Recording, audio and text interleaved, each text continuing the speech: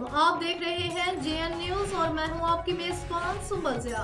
Bulletin का बाकायदा आगाज करते हैं और शामिल करते हैं अब तक की अहम तरीन खबरें। मुताबिक district police officer Mohammad Hasan Iqbal के अहकामात मौजूदा मुल्की सूरत हाल के पेश नज़र जिला भर के मुख्तलिफ तालीमी इदारों में फर्जी मशकों का इनेकाद। फर्जी मशकों से पेशा वराना उमूर में निखार पैदा होता है और फोर्स किसी भी चैलेंज से निमटने के लिए हमा वक्त तैयार रहती है। DPO मोहम्मद हसन इकबाल।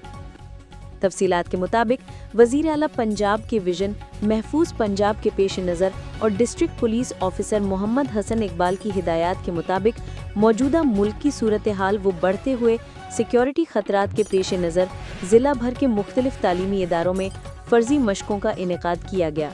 अमली मशकों में ज़िलाई पुलिस के हमरा dolphin force, elite force, rescue 1122 और सिविल डिफेंस और दीगर मुआविन इदारों ने हिस्सा लिया।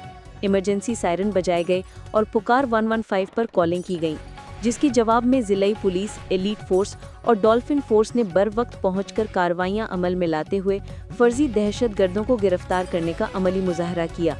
दहशतगर्दों के खिलाफ फर्जी मशकों का मकसद इदारों की सलाहियत और उनके आपस में राब्ते को जांचना था, ताकि किसी भी हंगामी सूरत हाल से बासानी निमटा जा सके।